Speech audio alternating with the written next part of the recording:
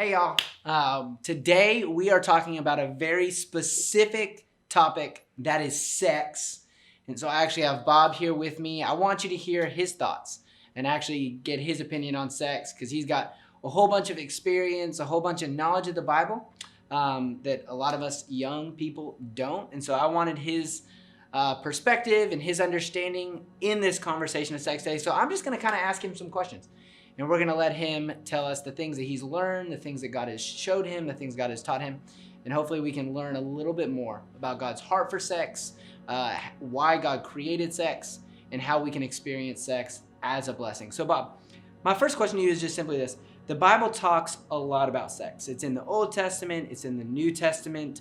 Why don't you just sum up for us what you think the biblical idea of sex is and God's heart for it? Sure.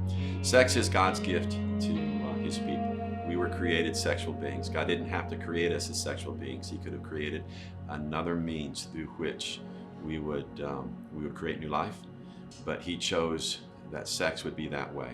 And so it's always been God's intent that sex would be something that his people enjoyed, that would be a healthy thing, that it would add to the pleasure and the blessing and the joy of life. So sex is God's gift to us. And it's throughout the scriptures because sex is such a powerful drive. It's such a powerful bonding tool. It can bring such pleasure. It's always been a big part of life, and that's why it's prominent in the scriptures. So beyond just this means of procreation, what other reason do you believe that God gave us sex? Sex has a unique ability to bond a husband and wife together in a way that few other things can. And then sex has the ability to give a degree of pleasure that few other things in life can. And so I think that's one of the reasons God gave it, and one of the reasons that God intends for it to be something that a husband shares with a wife. So the basic idea, biblically, is actually that sex is good. That it was a part of God's initial creation. It's his idea. It wasn't something man just kind of like discovered and created on our own. Sex is a good thing. It's meant to be a blessing. But in my mind, just like anything in life, if we use sex God's way, it's a blessing. Right. If we use sex outside of God's intended purpose for it, it begins to become a curse to us, actually. Something that brings harm to us.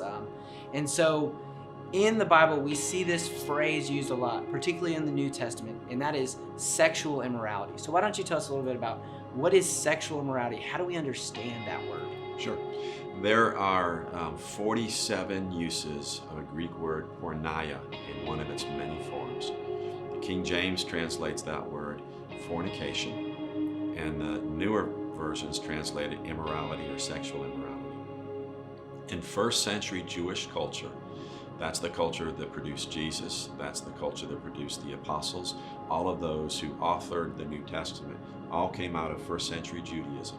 In first century Judaism, they would have understood immorality, porneia, to be any kind of a sexual experience between two people who were not married. And so the extent to which they believed sex should be contained to marriage can be illustrated in that in first century Judaism, if you wanted to marry someone, you would first become betrothed to them, and your betrothal would last a year. And the betrothal was like engagement, except that if you were to break the betrothal, you had to get a certificate of divorce. It was that binding. And yet in that first century period, people who were betrothed were to abstain from sex. And so in that culture, a young man, a young woman who were betrothed together were not to enter into a room alone together unchaperoned, because one, they could have sex, or two, other people on the outside would think they're having sex when they're not supposed to, because in Jewish culture, the culture that Jesus was raised in, the apostles were raised in, sex was always to be waited for until after the marriage was fully in place. Yeah. And we see that in the life of actually Jesus with his parents, the Mary and Joseph, that they were betrothed to be married.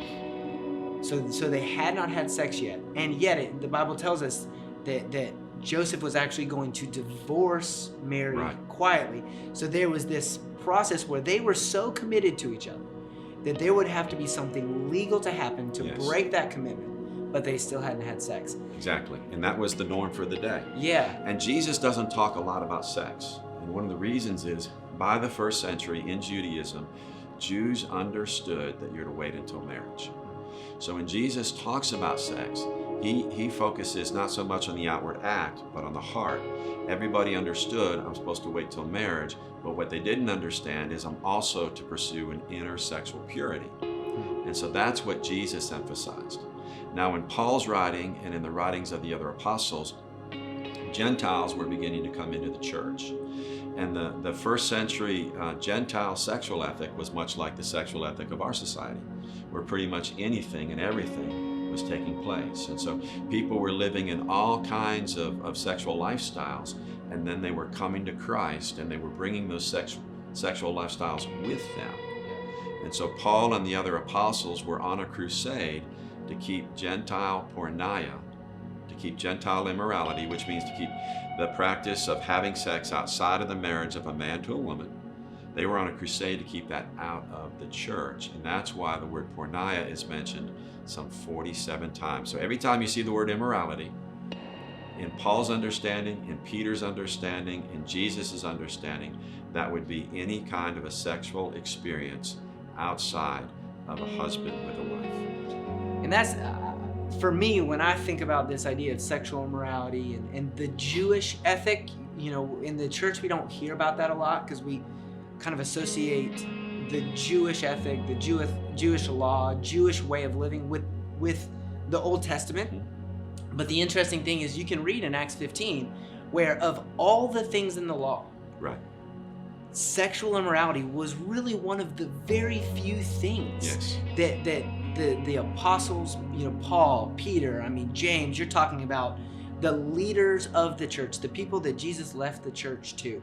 They said, okay, of all the things in the law, all those burdens that we probably shouldn't bring with us as we bring the Gentiles into the church, sexual morality, that actually needs to come with us. It was that important. Yeah, and in American history, for the most part, it was understood that sex is to be reserved for marriage. Now, that doesn't mean people did that, but it means people understood that. When I was a teenager in the 70s, I'm not sure there was as much premarital sex as there is today, but there was a whole lot going on. Mm-hmm. But we understood, as that was going on, we understood we weren't supposed to. And I think what's happened over the last 40, 50 years is that we've lost all sense of what was God's created intent. And that this was his gift to us. This is a way to bond a wife to her husband and a husband to his wife. This is a way for them to give incredible pleasure, for them to have intimacy together that exceeds anything they can have in any other relationship. And yet it's to be reserved for that relationship. Yeah, so I think that's a really good biblical understanding that you've laid out for us. But let's talk about the practicals. In my mind, one of the first things that I think is, okay, people who are trying to follow Jesus, who have had sex, or they've had some sort of a sexual experience in the past. There's been sexual morality in their life, whether it be a current relationship or former relationship. What would you say to that person who wants to follow Jesus in their life moving forward? I would say the vast majority of people who come to Christ, late teens, early 20s, or later, have some level of a sexual history. And to them, Jesus would say what he said to the woman caught in adultery. He said, "Neither do I condemn you." That's good. But then he said, "Go now and leave your sin." Exactly. And so if you have a sexual history, the Lord would say, "I love you. I died for that. Just leave your shame at the door. There's no condemnation. This is an opportunity for you to begin a new life now." But in this new life, the Lord would have you know that his desire, his will for you is to be celibate until you're married. Even if you've had sex in your current relationship. Even if you've had sex in your current relationship.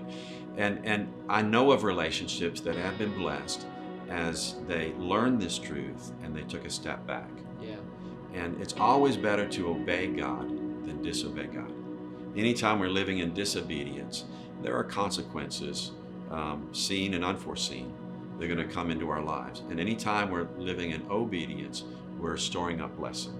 And so if, in my mind, if a relationship can back up, and if you can have a season of being celibate prior to marriage, that can be a great way to lay a foundation. Because once a couple becomes sexually active, sex becomes part of the agenda for the relationship. And when you take sex out of it, the only agenda is the relationship itself. So my wife is a big one to tell you that if you have premarital sex, there's a good chance you're going to stunt the development of the relationship itself, because the sex will be the agenda of your time together oftentimes, rather than just building the deepest, most loving, caring relationship that you can. So always it's a good idea to find a way to back up and have a season of obedience prior to entering into marriage. Yeah. So, something that comes to my mind is Tom Tanner, who was here before you. I actually heard him say this one time. He said that the enemy will do whatever he can to get you into bed before you're married and to keep you out of bed Right. once you are married. And just that whole idea that the enemy wants to have the two people that are in a relationship become sexually active before marriage. Why? Because he knows how destructive it is. Why would the enemy try to push you towards something that will be good for you? Right. And then the flip side is going back to this idea that sex is good and God has given it to us to bond a married couple and to produce intimacy, and even to create new life. That why would the enemy want to pull you out of something that is good? And so that it's crazy to think that just a wedding ceremony, a few words to each other can make that big of a difference. But it's But not it just a obviously ceremony. does. You're making a covenant with God that Absolutely. says, I am committed to this person until death do us part. Absolutely. And it's interesting to me that when you come to Christ, whenever that moment is where you say, God, I want to sexually give myself, into purity, that all of your past sin is forgiven and there's no more shame. And yet, as a Christian, if you try to live sexually active, I think shame is going to be unavoidable. And it really is going to hinder your well-being. It's going to hinder your walk with Christ. And it's going to then take a detrimental toll on the relationship you have with your boyfriend, girlfriend as well. Yeah, for sure. So really our heart, as we have these conversations the next few weeks, is that we would understand in a deeper way what God's heart is for sex. And I think Bob shared that really, really well. And to gain a deeper understanding of what does the Bible say about sex? What does the Bible say about sexual morality and the things that God actually wants us to flee from so that we can experience the blessing that comes by doing life His way, by engaging with sex in the way that God created us to. And we want to experience healing. We want to experience freedom, all of that shame and condemnation that comes with the past. We want to leave that in the past, Right. and let grace cover the past. But from this day forward, something I always tell my kids is that it is always today. My kids will look at me and be like, Daddy, is it today? It is always today. It is always today. And all you have is today. And then tomorrow will become the next today. And we just want to move forward as people who live in the purity that God has for us, live in the holiness that God has for us, with an understanding of how sex relates to all of that. The new covenant is a covenant of grace. Yeah. And the principle of grace is that what happened yesterday no longer keeps me from God. And can no longer keep me from who I've been created to be. And so we let our yesterdays go, we give those to God, and we give Him our today and all of our tomorrows.